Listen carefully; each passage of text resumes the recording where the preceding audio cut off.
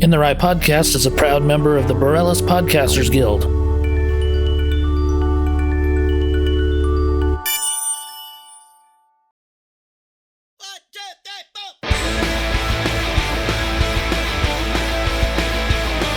His name is Curt, a really funny guy, and this is his podcast, In the Right. It's the In the Right Podcast.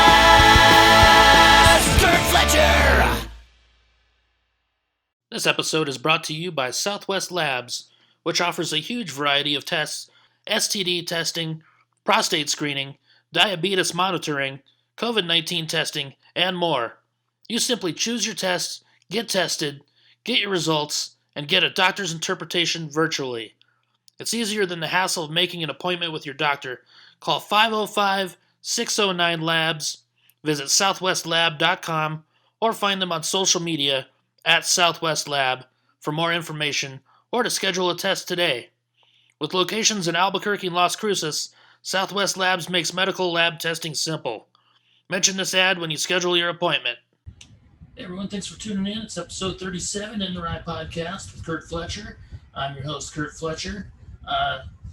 Guest today is going to be Albuquerque comedian Robert Eyster. So let's go talk to Robert. Hey Robert, what's up, buddy? Oh, not too much. How you doing? Doing good. Thanks for taking the time to be on here. I appreciate it, man. Oh, hey, of course. I got not much going on. So. Yeah, that's what you're saying. So you're unemployed right now, just hanging out? Yeah. I worked at Verizon for a while and Oh, really? quit. They were like gonna fire me, so I just quit early. Nice.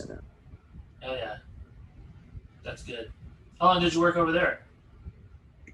2 years. Okay. Pretty shitty? Yeah, dude, just on the phone all day. Not fun. People are not happy when they call into Verizon.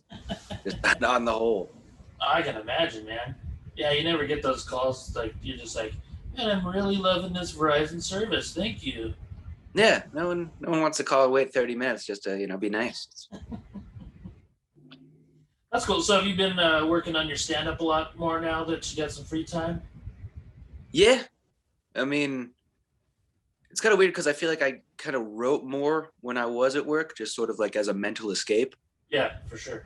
Because just, when someone's going off on you, it's fun to just think of jokes instead of into that. But yeah, I mean, and then with stuff opening up again, like there's finally mics back where you can actually go work on stuff. Because you can write jokes all day, but like if no one hears them, it doesn't really mean much. Yeah, it doesn't hit as hard on Twitter if it gets like 6 or 7 likes.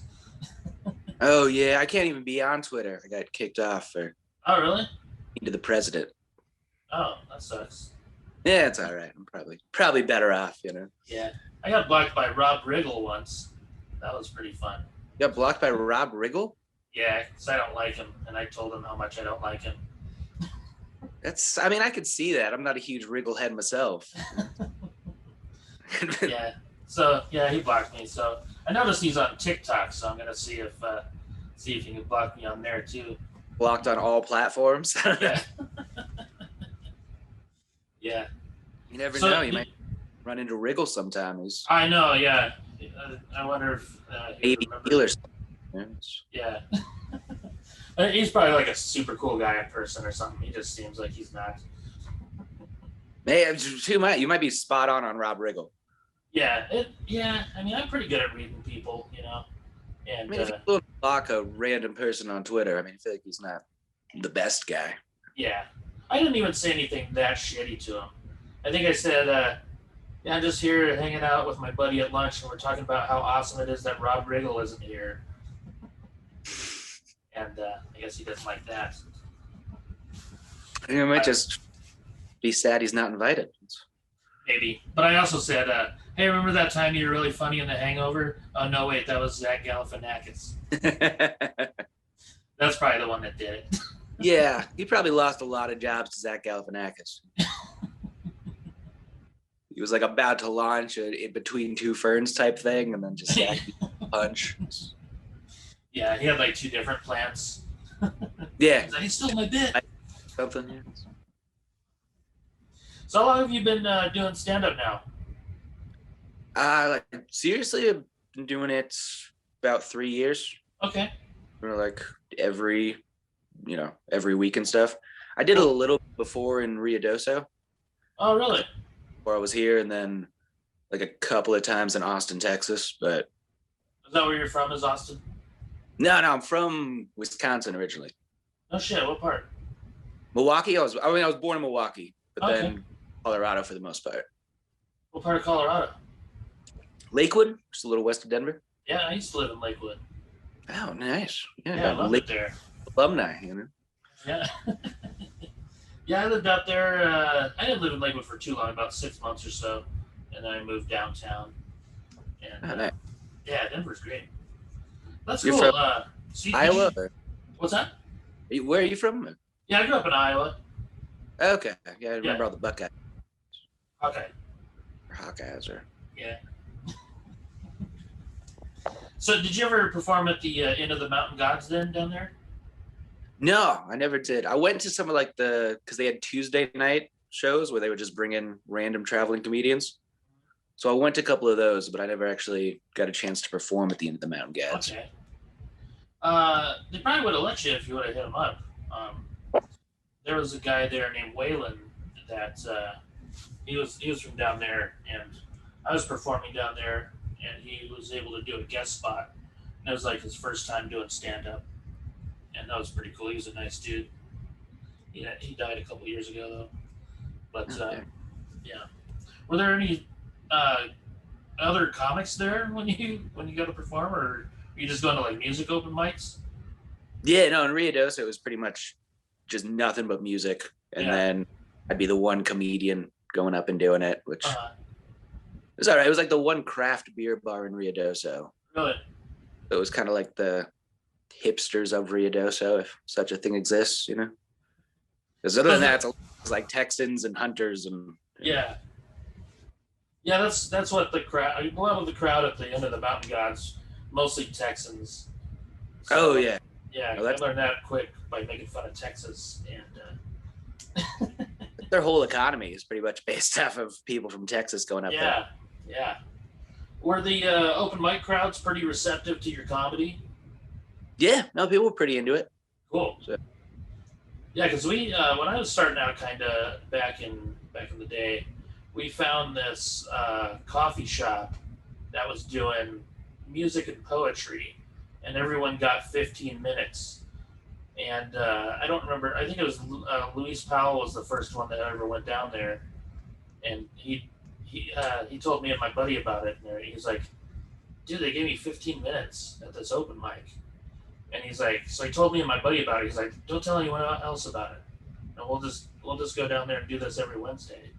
So he started going there every Wednesday, and the MC was awesome. It was super cool. He was totally cool with us doing comedy there. And so it'd be me, Luis, and my friend Mark was all doing 15-minute sets every Wednesday. It was awesome. That's nice. That's a lot of time, It is, yeah. It was like, so we're used to doing like 3 to 5 minutes. And then all of a sudden we're doing 15-minute sets. We're like, shit, we don't even have 15 minutes. Man, how was the crowds? Like, oh, they're great, man. It was like the musicians and the poets and everything, they were super cool. Okay. Yeah. Because sometimes, like, if people are there for like music or poetry, especially, because poetry can get like real dark. Yeah. And everyone's in that mindset, and trying to get up there and sling some jokes is not as easy if, like, your opener was rhyming about sad stuff. Yeah. I think the host made it where it was super chill, because he was a really funny dude. He did a lot of funny songs and stuff. So he was like super cool with it.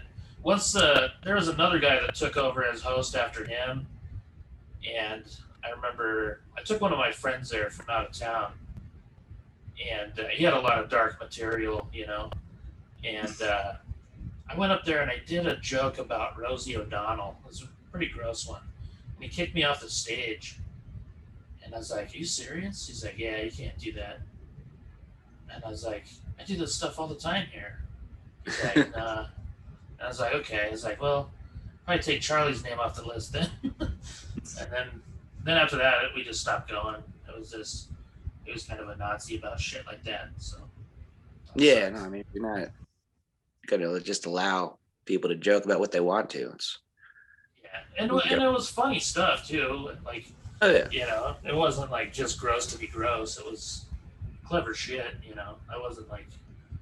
it's very nuanced, Rosie O'Donnell. Exactly. But yeah, that was fun while it lasted. Though it was pretty cool. But there weren't really a lot of open mics back then here, so like, it was a tiny scene. Even though we had a comedy club, there were only a handful of comics really. Mm-hmm. Kind of weird, like way different than it is now. I mean, we've probably got 50 comics or so here. There's open mics all the time, which is great. And I just wish there was a club here for the comics to, get some work and work with other traveling comics and get to network and stuff like that, and learn how to perform for like a comedy club crowd, and learn how to host and feature and stuff like that. Oh yeah, because we did have that. We had that one that was very short-lived, and then Yeah. we do like the Santa Ana Star, because I think that's kind of the only place that brings people in. Yeah, it's not a terrible gig. It's tied on with the End of the Mountain Gods too. So you do the End of the Mountain Gods Wednesday, and you'll do Santa Ana Thursday. And it's not terrible, but it's not the same as a club, because at a club, I mean, if you're doing like Thursday through Saturday, you're gonna do 4 or 5 shows. Mm-hmm. And like, that's huge, man. Like, just doing 4 to 5 shows of 15 minutes or 30 minutes, like you learn so much just throughout those 3 days. You know what I mean? Like, as opposed to just the one set at the Santa Ana Star. Like, you'll still learn stuff, but definitely not as much as you would in 5 shows or whatever. Oh yeah, so those jokes were different nights and things, and yeah, for sure. That's what I loved about it, because I worked at the comedy club here for a long time, because they closed in 2009. So I started at the club, and I mean, that was pretty much the only open mic in town too, was at the club once a month. So it sucked. Like my first 2 years doing comedy, I did a total of 25 sets. That's it. Dang. Yeah. Because there was nothing.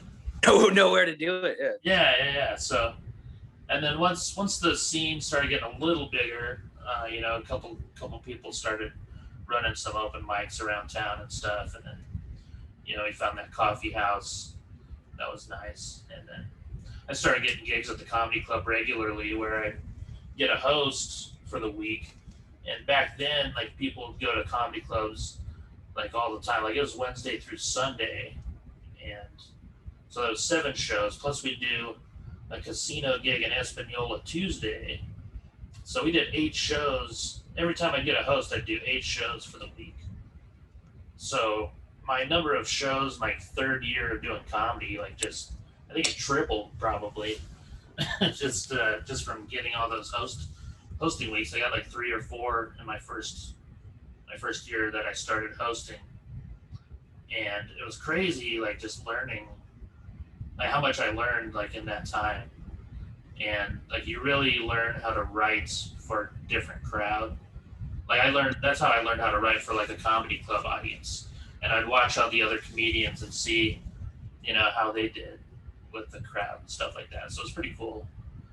And they definitely need something like that here, I think it would grow the scene, and everyone would just, like, get so much better, I'm not saying that everyone's bad or anything like that. There's a lot of really solid comics, but I mean, I would love to see, like you, every time I see you, you get better and better.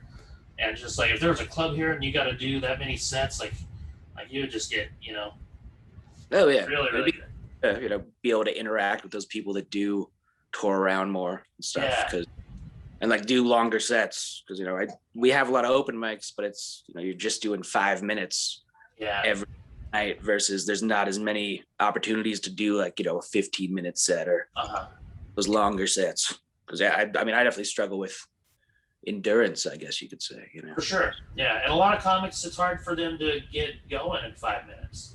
You know what I mean? Like for me, it's fine because I do a lot of one-liners, so I can just like crack off 10 to 15 one-liners, no problem. But like if you're a storyteller, like Eddie Stevens or something, like you got time to do like one joke. Oh yeah, Yeah. So, yeah, it's tough. Like I was watching a podcast. My buddy had Sam Kinnison's brother on his podcast the other day, and he was talking about when Rodney Dangerfield had Sam on his Young Comedian special. They did like a rehearsal type thing the night before, and he did 6 minutes, and he struggled, because he needed more time to get going. So yeah. Rodney actually took him aside and told him, gave him some pointers on what to do and how to, kill in that 6 minutes. And like the next night, he fucking destroyed, and his career blew up after that. So. It's pretty crazy. Did you always want to be a comedian, like when you were a kid, or is that something that came about when you were older? I kind of, like the first times I ever did it was in high school. Okay. Because I had a buddy who wanted to be a comedian like really, really badly. And so he needed people to open for him. So I would he booked out a couple places downtown Denver. And so we performed there. And then I used to do like a lot of improv and stuff, but cool. I really wanted to do comedy till, that was when I started. And then when I moved to Albuquerque, I just didn't know anyone here. So I went to an open mic like my first night here, and then I've just kept doing it ever since. But that's cool. Does your buddy still do stand up in Denver or no? I don't think so. Like last time I went to Denver, I tried to hit him up to see, and we're still like Facebook friends, but I never really see him doing anything. He's like a dad now. So I feel like having 2 kids probably makes it tougher to get to open mics and stuff. Yeah. For sure. Yeah, Denver's a great scene. I lived up there for a few years, and man, you could do multiple sets per night if you wanted to. Oh yeah. Last time I went up, we just like stumbled upon 3 different comedy shows, just like basements of restaurants. And yeah, I did a couple like open mics up there, and let's go. Yeah. Do you watch a lot of comedy? Not as much lately. Yeah. I used to watch a lot like Friday night stand up when they used to do that on Comedy Central. I watched that, and but yeah, I haven't really watched as many specials that have come out, recently. Yeah, I'm the same way. Like once I started doing it, it's different. Like you watch it differently, because you're critiquing it mostly, and you're like, oh, okay, I would have went this way, but. I don't like too if someone has like a premise that I feel like is very similar to a premise that I have. Yeah. I'm worried, gonna do it and someone's gonna call you out for it, or gonna sort of taint your joke to make it more like theirs or something. So yeah, I just have not been watching as much straight up stand up, Still watch sketch shows and skits and things like that, but yeah, I've noticed that Netflix has a lot of really shitty specials too. I don't remember the last one I actually sat through, like an entire one that I enjoyed. There's a lot of specials where it kind of amazes me that the jokes are going over as well as they do. Yeah. But I think people are just primed in that setting to just be into it, or I'm not sure. And people are like people that aren't comedians getting specials, and yeah, I've never understood the appeal with Chris D'Elia. I've always hated that dude. You were right. So he was just as bad, worse than people. Yeah. I've tried to sit through a couple of his specials, and I just don't get it. Yeah.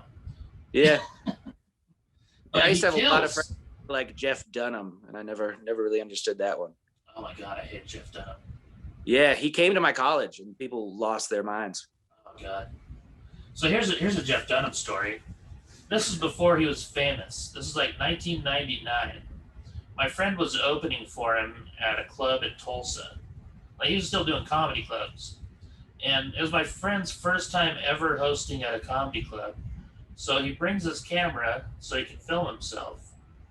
And he gets off stage the first night, and his camera is facing a different direction. And he's like, what the fuck? And Jeff Dunham comes over to him and he goes, don't film your sets this week. And he's like, what? Yeah, why? Yeah, I have no fucking clue. And he was just a total dick to him like all week. And he wasn't even famous at the time. Like nobody knew who he was. I mean, he was headlining clubs, but he wasn't the Jeff Dunham he is now. He hadn't reached full Dunham at that point. Yeah, for sure. So I've always hated him just because of that story, and he just seems like a dick. Yeah, I mean, anyone who's gonna do racist puppets in this day and age, it's Yeah.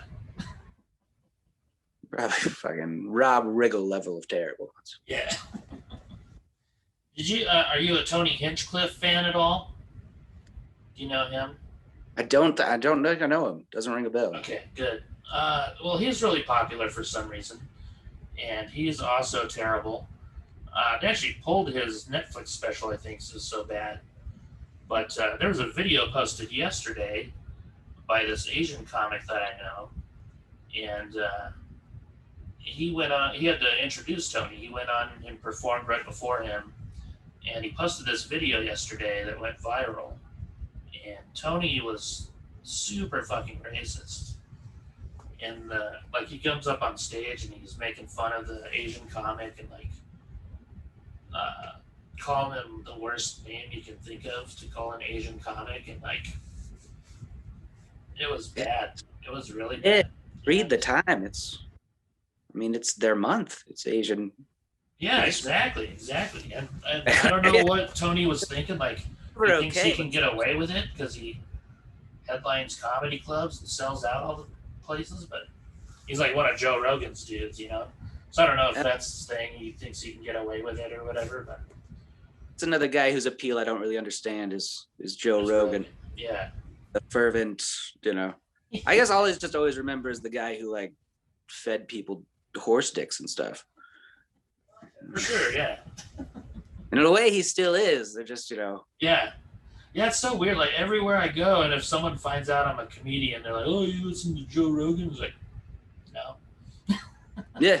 I don't. I was excited about Dave Chappelle being on there, but I'm, as much as I like Dave Chappelle, I'm still not going to watch it. Exactly. I was excited because he had Iowa wrestling coach on there, Dan Gable. And I couldn't even listen to that.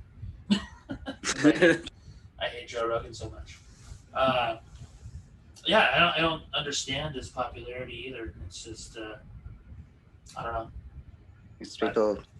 I only get 50 listeners an episode on mine, so I guess he's doing something right. What's maybe that? So far, maybe you just need to start spouting more bullshit or talk about MMA, and then get those Joe Rogan numbers. Yeah. I don't know if I'd want to. That's true. It's a lot of guys like Rob Riggle, Yeah. I'd be fine with Rob Riggle numbers, but not Joe Rogan. Joe Rogan numbers. I think they appeal to a similar demographic, I think, Oh, for sure. Man. Austin, Texas. Did you like living in Austin? It was all right. Yeah. It's getting so big now that I wouldn't want to go back. And I was kind of there right as it was starting. I feel to transition into that. Uh-huh. I worked on Rainy Street, which is the cool little bar street. Okay. And when I moved there, it was all like these old houses that had been turned into bars. Oh, and really? then they started knocking those down and building condos and stuff. And like the skyline is completely different now. And yeah, it grew a lot faster than it was made for, or like that it infrastructure for. And it's also like the people moving there kind of suck. Well, yeah, like Joe Rogan and Tony Hinchcliffe. Oh yeah. Even like they a lot of people moved there and they built condos and stuff, and then because of that they put in noise restrictions on the clubs. Oh, okay. They moved to the live music capital of the world and then complained about live music. That sucks. That's the spirit of the city is apparently gone. But yeah, it was fun to live there for a little while. Yeah, I really liked it. I visited a few times and I loved it. And yeah, I don't know if I'd ever live there, but definitely a cool city, and it's a lot different than most of Texas, which is cool. Yeah, I really never went anywhere else in Texas. Like the 3 years I lived there. Oh, really? a lot of people from Dallas and stuff come to Austin, and working as a server there, I interacted with them a lot, and like that was enough for me. Yeah. Yeah. I really like the Dallas-Fort Worth area. It's a cool area. Good comedy scene there. Nice. Yeah. Like, that's somewhere I could move and I'd probably enjoy it, you know? Mm-hmm. A lot of good clubs. Like the Improvs and the Hyenas clubs, like good clubs too, you know? So touring, have you played like every state, or still some you haven't? I've done about 30 so far. Okay. So I haven't done a lot of East Coast stuff. Like I haven't, and the only West Coast one I haven't done is Utah, for some reason. Yeah, I don't know if there's a lot of. There's one Mormon comedian, and he's always trying to push us to go like road trip out to Salt Lake City. Yeah, there's actually 3 comedy clubs out there, 2 or 3, and I've heard they're great clubs and everything. I just I haven't been out there, but maybe this year, hopefully, that'd be cool. Oh yeah. Yeah. What are your comedy goals? Do you have do you want to do this for a career? Is that what you're hoping to do? I mean, that would be awesome. Yeah. Yeah.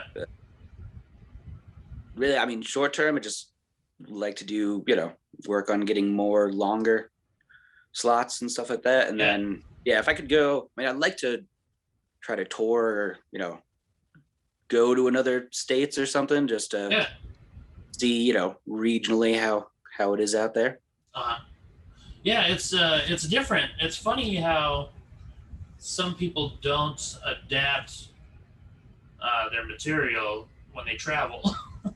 Oh yeah, I've seen that happen before, and it's like even with the I went with the comic one time who had been doing it a lot longer than I had, and I was opening for him, and most of his material was about being Hispanic, and we're performing in like North Dakota and Minnesota. There are hardly any Hispanics. Yeah. And it wasn't going very well. So you can't be making reference to, street names that you never heard. Yeah. There's a comic from here, Goldie Garcia. I don't know if you ever met her, but I've heard. I've never actually. She was doing like Albuquerque local jokes in Tucson, and it's like, they don't get those jokes, dum-dum. Yeah, they've never been there. It doesn't exist, dude. Yeah, so it's it's definitely something to watch out for, Oh yeah. And from what I remember of your material, I think it would do well wherever you go. So. Oh, thanks, man. You'll be fine. Yeah. But yeah, I had a show one time like in Santa Fe. I approached me after the show, and he was like, "You're not from here, are you? You Yankee?" And I was like, I'd never been called a Yankee before. It was. Yeah. Have you ever had any shitty audience members, like say anything shitty to you after a show? No, not really. Like nothing nothing terrible enough that I can remember. That's good. But I may just repress those too. It's. Oh yeah. Those are things I think you remember pretty well as a comic. Oh yeah. I've had some instances where, like I got a knife pulled on me once at a corporate gig. That was pretty interesting. At a knife factory, or what sort of corporation? I wish. No, it was a place called Western Technologies, and I don't know. I was kind of like roasting the company for a little bit, and then I started going into my material, and I started picking on this guy, and I couldn't see him because he was heckling me, so I was picking on him, and I couldn't see him because he's way in the back. And I thought he was like playing around, so I was playing around with him. And then he goes, "How about I cut your balls off?" And I was like, "Sure, that'd be fun." And then he starts walking up towards where I'm at, and I'm like, "Oh shit!" And he was fucking huge. He's a big old cowboy dude. Sarah Kennedy she opened for me that night, and this guy is like 6'4", big old cowboy hat. I didn't know what he was going to do. Then he pulls out this little pocket knife. Then he grabs my junk And I was like, dude, what the fuck? And I backed up, and he let go. And I was like, dude, what's going on here? Like, I was just playing around. And that's And then that's he went, what you want from your employees, though. yeah. Like, I don't know if he worked there or anything. And then, like, so I paused a bit, and I was like, thinking someone was going to do something about it. And nobody did. So I was like, all right, here's my next joke. So I didn't know what to do, man. So I just went right back into my material, and I didn't want to walk off and not get paid. This is a pretty good paying gig, Mm. And but yeah, it was weird. It was kind of scary. Yeah, haven't had anything like that happen to me yet.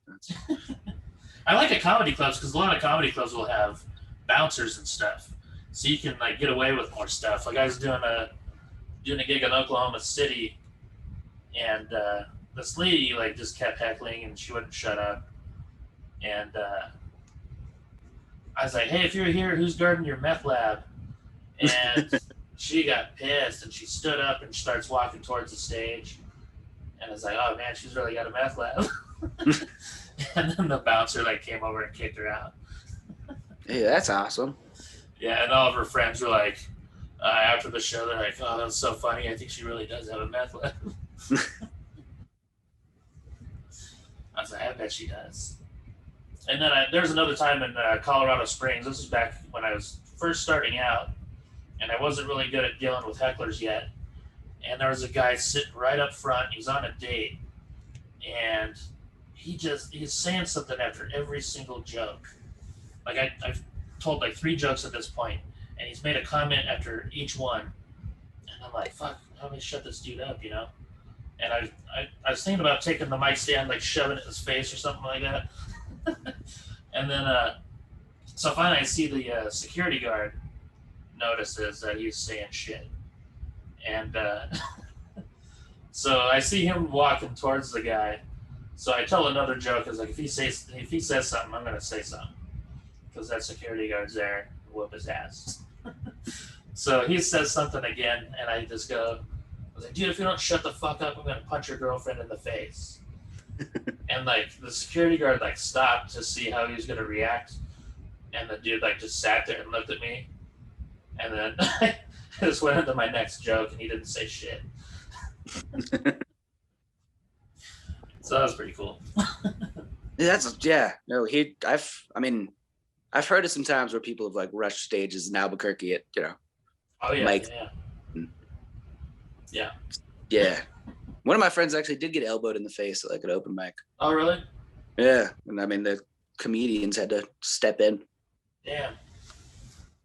Yeah, there's a time where I think it was Smitty. Do you know Smitty? Yeah. So he was on stage. There's this place called Low Spirits, and this drunk dude came in and like he was talking shit to Smitty. They're kind of talking shit back and forth. And Smitty's up on this high stage, and I don't know what was said, but I remember this guy started going up towards where the entrance to the stage was, like he was going to go up on stage, and all of a sudden you see Eddie Stevens come out of nowhere and just fucking threw that guy into the wall. That was pretty entertaining. Yeah, Eddie Stevens is a big dude too. He was huge, yeah. Yeah, it's nuts, man. It's it can be tough, man. Especially in Albuquerque. It's kind of scary. You never know, never know that you're gonna piss off. We did a show at like this weed thing, and it was a lot of just like pregnant women and dudes with neck tattoos. we were a little worried there. Yeah. Sounds like a quinceañera here too. A quinceañera. Yeah. Well, living in Albuquerque, you'll probably get attacked at some point, or something. Right up. Yeah. Like doing meth, getting attacked, getting a weird hand job. Yeah. Getting a neck tattoo. Getting a neck tattoo. I mean, I'm saving up. Yeah. Who are some of your favorite comics growing up? Did you listen to comedy growing up? Yeah, I mean, I've always been really into Dave Chappelle. Cool. Like that, what was it, like Killing Me Softly? Dude, Kill Him Softly is one of the best specials I've ever seen in my life. Dude, yeah. And then, I mean, I would watch like some of the older stuff, like Rodney Dangerfield and George. And Carlin was my idol. That dude was I awesome. love Carlin. And then, I used to watch that show Last Comic Standing. And they tried to make comedy reality show. So that was we always watched that growing up. And I got an audition for that one time. Really? How'd it go? It actually went pretty well. So me and my buddy went out there, and my buddy auditioned before me, and they selected him for the callback show. And then I went in right after him. They liked me, and they said, they're like, was that your friend that just came in here before? I was like, yeah. And they're like, I noticed you guys have similar style. You both do one-liners and stuff. So we're only going to take like one-liner guy. I was like, all right, cool. But it's cool that they took my friend, because he was super funny anyway. So it was awesome. We got to hang out and watch the callback show and all that. So it was a cool experience. And then the next year we went again, and I ended up selling my spot in line for $400. So that worked out pretty nice. Did the guy you sold it to, did he get through or? No. I knew he wasn't either. There was just talking to him, I was like, oh, this guy's a newbie for sure. There's no way he's gonna get selected. $4 to burn though. That's Yeah, it was great, man. Cause I was short on rent that month anyway, so. Damn. I was like, all right, I'll take $400. Because someone offered me $300, and I was like, I don't know. And some guy's like, what about $400? I was like, yeah, I'll take $400. Dang. But it was a fun experience too, and Rusty Rutherford was there, and I think Matt Peterson was there. Oh. So we had a little group of Albuquerque comics out there hanging out, so it was pretty cool. But I don't. After going to that callback show, though, I realized what a piece of shit show that was. Because my friend Chris Clobber, who was the super funny dude, he was a nationally touring headliner and everything, really funny guy. And he made it to the callback show, and they were going to select 10 people out of the 26 at the callback show to make it onto the TV show. And Chris has been doing stand-up for 20 years at that point. And he told me, he's like, even if I kill it tonight, I guarantee I won't make the top 10. I was like, what makes you say that? He's like, look at me. He's like, they don't want me on TV, because he wasn't a very good-looking dude, And sure enough, he had the best set out of everyone that night. Fucking destroyed.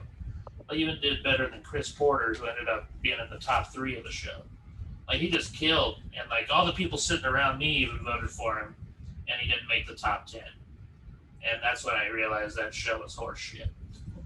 Oh, yeah. Well, they had that controversy where they silenced that guy's joke, too. Yeah. Or, they edited it so it looked like it didn't go over well. And yeah, it's not everything needs to be a competition. Yeah. TV. Yeah. I mean, it was cool because it helped a lot of comics gain some fame, like Josh Blue, stuff like that, which was great.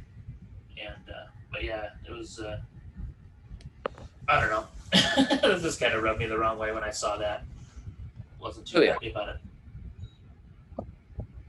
But it's kind of funny because that guy, Chris Clobber, his friend Dan Fan won season 1, and Chris wrote most of his material for him, so that was kind of funny. I remember I did watch the Dan Fan. Yeah. I think that was the first season. Mm-hmm. Yeah. Dan Fan. I did an open mic with Dan Fan, on a Zoom a few months ago. Okay, so he's still out there. Oh yeah, he's working his ass off. Nice. That's pretty cool. You got any shows to plug or anything like that coming up? I mean, not currently, no. No. I think, yeah, nothing booked currently, but Okay. hopefully Well, that soon. doesn't help. Sorry, yes. No, it's all good, dude. Where can people find you on social media? You have well, you're not on Twitter. Not on Twitter. I've got a Facebook, but that's about it. I don't need to get on the TikTok, apparently, you know. Yeah, TikTok's weird. I don't understand it, but people are getting famous off of there too. I guess so, yeah. But apparently there's like stealing from other people, you know. It's kind of... Yeah, it's stupid. There's always some issue with everything, you know. I'll be watching TikTok. Like, I'll watch a couple videos and then one will pop up and it's like, I just saw this video from a different person. Mm-hmm. So it's just like people rehashing other people's jokes. Yep, and then sometimes, you know, the rehashers get more views than the originals. Yeah. It's like Carlos Mencia. Integrity, I guess. Yeah. Oh, yeah. Mencia, it's... Mencia will take your joke and he does it better, so. Mm-hmm. Give him a show on Comedy Central. Yeah. Yeah, it's bullshit, dude. Well, cool, man. We hit 40 minutes. All right. It went by fast, man. I appreciate you taking the time to do this. I'll make sure to tag you in the posting and all that. I'll have the audio up tonight, probably. It takes a while to render the video, so I'll have that out tomorrow for sure. All right, cool, man. Yeah, thanks for having me. Absolutely. Do you have any videos on YouTube or anything? People would see stand-up? None of my stand-up, no. I did just do a skit with Jared Olstrom, another local comedian here. Oh, yeah. I'll take a look, man. This guy, you know. What is it? Called the Sexy Insurance Guy, I think. Nice. Oh, no, I did see that. It was a play on Jake from State Farm. State Farm, yeah. Hell yeah. Cool, man. Yeah, sketch comedy's fun. We used to have a thing we did here back in the day called Sketchy TV. And yeah, it was a lot of fun. Hell yeah, it was a lot of fun talking to Robert. Super nice dude. Really funny guy. Go check him out if you get a chance. And hopefully he'll have a website where you can go check his stuff out. Yeah, what's going on? Got some shows. Excited to get back on the road as long as there's some gasoline. May 24th, I'm going to be on Jarrett Goes to the Movies podcast, which I'm super excited about. I've shared the link on Facebook on there. You can tune in live if you want. It'll be on Twitch and YouTube, I believe. Or you can check it out a few days later. They'll post it. Be in Fort Worth, Texas at Hyenas, May 27th through the 29th. I'll be in Lakeway, Texas, June 3rd at LT Corner Pub. June 9th through 12th, I'll be at the Oklahoma City Looney Bin. June 17th through the 19th at the Wichita Looney Bin. June 24th, I will be in Mason City, Iowa, headlining show there at Bricks Wine and Whiskey Bar. And then nothing in July yet. And August 12th through the 15th at the Reno Laugh Factory. So a lot of those dates will be with Tim Gaither, my good friend, which I'm super excited about. Not really anything to update this week, so thanks for tuning in, as always. Appreciate it. And getting some new t-shirts in this week, so I'll have a bunch of those. If you want any t-shirts, go to my website, funnyfletcher.com, and you can get a discount if you type in the Rye Podcast when you check out. That's In the Rye Podcast, all capitals, no spaces, 10% off, pretty good deal. I think it's a good deal. Also, thanks to John Singleton from Anesthesia for the outro music. Super excited to hear their new album. Also, thanks to Jarrett from Bowling for Soup. They've got a new single out. If you haven't heard it, go check it out. Super good song. Really cool video too, like puppets. So that's cool. So go check that out. Thank you guys for the music. You guys are awesome. That's it for this week. Thanks for tuning in. See you later.